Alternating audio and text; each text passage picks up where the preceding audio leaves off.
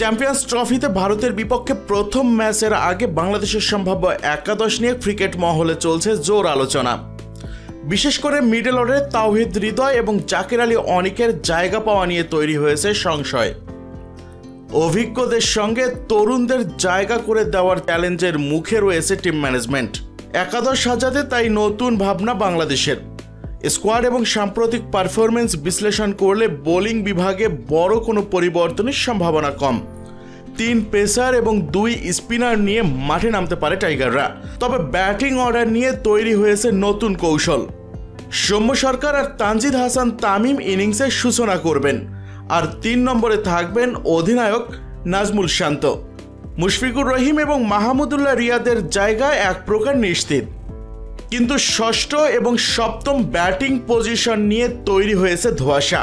হৃদয় নাকি জাকের, কাকে বেছে নেবে বাংলাদেশ জাতীয় ক্রিকেট দল? মেহেদী হাসান মিরাজের ব্যাটিং অর্ডার এই আলোচনার অন্যতম কেন্দ্রবিন্দু। শেষ 2 সিরিজে 4 নম্বরে ব্যাটিং করে দুর্দান্ত ফর্মে ছিলেন তিনি। অন্যদিকে দলে ফিরেছেন তাওহিদ হৃদয়, যিনি একাধিক ম্যাচে গুরুত্বপূর্ণ ভূমিকা রেখেছেন।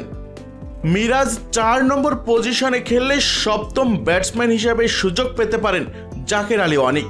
তবে হৃদয়কে একাদশে রাখতে হলে মিরাজকে নিচে নামতে হবে। আর উইকেটের উপর নির্ভর করে একজন স্পিনার খেলাবে কিনা বাংলাদেশ, সেটা দেখার বিষয়। যেহেতু সাকিব আল হাসান দলে নেই, তাই একজন বাড়তি যদি স্পিনার খেলাতে চায় বাংলাদেশ, তাহলে বাঁহাতি নাসুম আহমেদকে বেছে নিতে হবে।